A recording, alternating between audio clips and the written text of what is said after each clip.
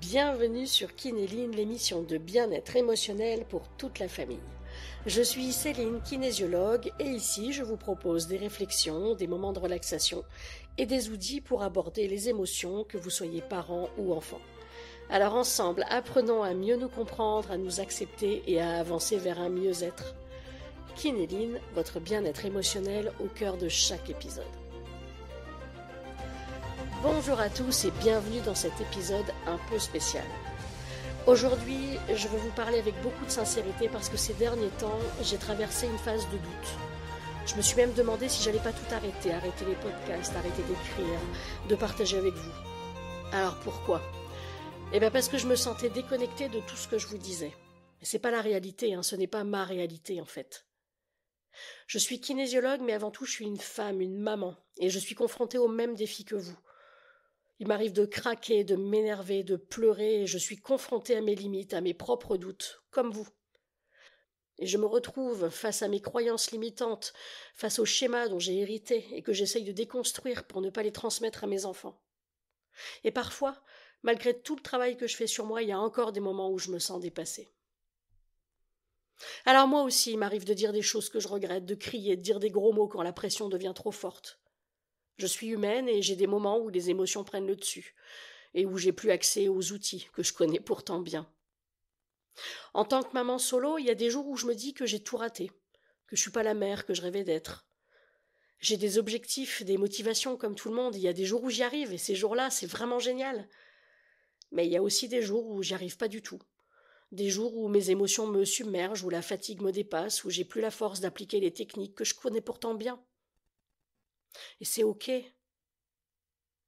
J'essaie de me rappeler que l'imperfection fait partie de la parentalité. L'objectif, c'est pas d'être parfait tout le temps, mais c'est d'être sincère, d'être présente pour mes enfants, et de faire du mieux que je peux avec ce que je suis, avec ce qu'ils sont, et avec les circonstances du moment. Mes enfants ont cette faculté de souvent mettre le doigt sur mes failles. Ils révèlent des choses que j'avais pas forcément envie de voir. Ils m'obligent à affronter mes peurs et à travailler sur moi-même. Et parfois, ça fait mal.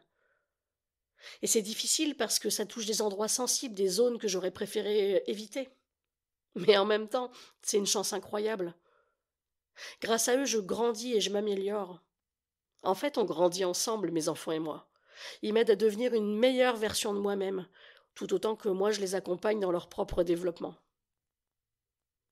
Alors j'ai dû travailler sur beaucoup de choses en tant que maman. J'ai travaillé sur ma patience, sur la façon de communiquer, sur l'écoute. J'apprends chaque jour à mieux gérer les moments de crise, à rester calme même quand c'est difficile. Mais ce qui a sans doute été le plus grand défi pour moi, c'est d'apprendre à accepter mon imperfection. Ouais, parce que moi qui étais une perfectionniste née, j'ai dû apprendre à lâcher cette pression que je m'imposais, à être plus douce avec moi-même. Ça n'a pas été facile. Mes enfants m'ont beaucoup aidé dans ce processus. Ils m'ont appris à abandonner l'idée que je devais être une mère idéale. Ils m'ont appris que je n'ai pas besoin d'être parfaite pour être une bonne maman. En fait, c'est justement dans mes imperfections que je trouve ma force. Mes enfants m'aident à grandir, à devenir une meilleure maman. Et moi, je les aime avec tout ce que je suis, avec mes forces, avec mes faiblesses. Je les aime de manière imparfaite, mais je les aime avec sincérité, avec tout mon cœur, inconditionnellement. Et puis en tant que maman solo, il y a un autre poids que j'ai porté pendant longtemps. J'étais en colère contre la vie, contre moi-même, parce que je pensais que je leur offrais pas le cadre familial qu'ils méritaient. Moi, je croyais qu'une famille, ça devait nécessairement être composé d'un papa et d'une maman, et je me disais que je leur donnais pas une vraie famille. Je pensais que je leur enlevais quelque chose d'essentiel. Mais avec le temps, j'ai compris que la famille, c'est pas un schéma parfait. Ce qui compte, c'est pas d'avoir un cadre familial traditionnel idéal. Ce qui compte, c'est l'amour qu'on met dedans. Alors mes enfants n'ont pas besoin d'une famille classique, idéale. Non, ce dont ils ont besoin, c'est de se sentir aimés, écoutés et en sécurité.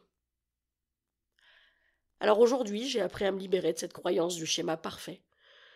Je sais qu'on est une famille, même si elle est différente de ce que j'avais imaginé au départ. On est une équipe soudée, et c'est tout ce qui compte.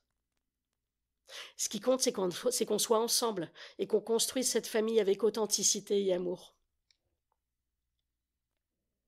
Comme beaucoup de parents, je me suis souvent comparée aux autres. Je regardais autour de moi et je voyais des mamans qui semblaient tout gérer parfaitement. Vous savez, ces familles qui paraissent parfaites de l'extérieur. Et moi, je me disais, mais pourquoi ils y arrivaient pas moi? Je ne sais pas si vous avez vu le sketch de Florence Foresti sur les mamans calmes. Vous savez, ces mamans qui semblent tout gérer avec une sérénité absolue sans jamais s'énerver. Non mais franchement, elles sont insupportables, non? Mais ce sketch, il est tellement vrai. On a souvent l'impression qu'il faut être cette maman parfaite, toujours calme, toujours zen. Mais personne n'est comme ça en réalité, c'est une illusion. Chaque famille est différente, et ce qui marche pour l'une, ça marche pas forcément pour l'autre. En plus, ce qu'on voit des autres familles, c'est souvent qu'une partie de la réalité, hein. On ne voit pas leurs moments de doute, leurs moments de difficulté. Alors j'ai appris à arrêter de me comparer aux autres. Ma famille, elle est unique, comme la vôtre, mais c'est ce qui la rend belle. J'ai aussi envie de vous dire qu'il faut vous faire confiance à votre instinct, c'est essentiel. Je sais qu'il y a des moments où on se sent perdu, où on n'a plus de repères, on ne sait plus quoi faire parce qu'on est tiraillé entre les conseils, les opinions, tout ce qu'on entend autour de nous, et c'est là que les outils et les astuces peuvent vraiment nous aider. Alors moi ici, je vous partage des outils que j'utilise moi-même. Je ne prétends pas tout savoir. Il y a des jours où ça fonctionne très bien et je me sens en phase. Puis il y a des jours où j'y arrive pas du tout. Parce que je suis trop épuisée, trop dépassée par mes émotions pour réussir à appliquer tout ce que je sais être bon pour moi et mes enfants. Mais quand j'y arrive, ça marche vraiment. C'est pour ça que je tiens à vous partager ces outils. Je sais qu'ils peuvent vous aider à retrouver votre propre chemin dans les moments de doute. L'important, c'est d'essayer et d'accepter que certains jours, on n'y arrivera pas et c'est OK. Et on essayera plus tard. Je sais que beaucoup d'entre nous ont peur de laisser des traces indélébiles chez nos enfants après une dispute ou un moment où on a crié. Mais j'ai appris que les enfants sont résilients. Ce qui laisse une trace, ce n'est pas forcément nos erreurs, mais la manière dont on revient vers eux après. Les enfants sont capables de comprendre que nous aussi on a des moments de faiblesse, que nous aussi à des moments on perd pied. Mais ce qui compte, c'est l'amour inconditionnel qu'on leur montre, et la manière dont on revient vers eux pour réparer ces moments difficiles. Il y a autre chose que je veux partager avec vous, c'est il faut faire le deuil du parent parfait qu'on ne sera jamais, tout comme il faut faire le deuil de l'enfant parfait qu'on n'aura jamais. C'est en acceptant nos failles, en reconnaissant nos limites qu'on peut avancer, parce qu'en fait nos enfants nous observent. Ils apprennent de nos réactions, de nos choix. Ce que les enfants voient, c'est pas la perfection. Ce qu'ils regardent, c'est comment on reste aligné avec nos valeurs, comment on fait des choix en fonction de qui l'on est et comment on se relève après un échec. Alors oui, la parentalité, c'est 24 heures sur 24 et 7 jours sur 7. Il n'y a pas de vacances dans ce rôle. C'est un travail de tous les instants et c'est normal de se sentir épuisé parfois. C'est pour ça que c'est important de prendre du temps pour soi. C'est pas de l'égoïsme, c'est une nécessité. On ne peut pas être pleinement disponible pour nos enfants si on ne prend pas soin de nous d'abord. Et il n'y a pas de mal à dire « aujourd'hui j'ai besoin de me retrouver, de m'accorder une pause ». Parce que si je prends ce temps pour moi, ensuite je peux être plus présent pour eux. Moi j'ai appris à accepter que prendre du temps pour moi, c'est pas une faiblesse. C'est ce qui me permet d'être la meilleure version de moi-même, pour moi et pour mes enfants. Alors je vous remercie d'avoir pris le temps de m'écouter aujourd'hui et j'espère que cet épisode vous aura apporté du réconfort et qu'il vous aura aidé à voir que l'imperfection fait partie de la parentalité.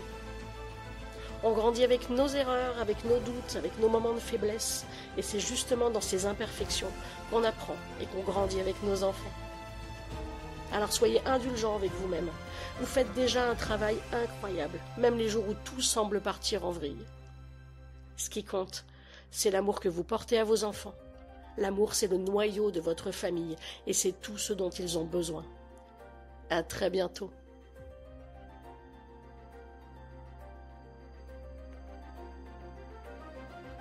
Pensez à vous abonner pour ne pas manquer les prochains épisodes et laisser un commentaire ou un like si cet épisode vous a touché. Et vous pouvez aussi me retrouver sur céline-kinésiologie.fr ou sur Facebook à céline-kinésiologie. Et n'hésitez pas à partager cet épisode avec ceux qui pourraient en avoir besoin. Et on se retrouve très vite.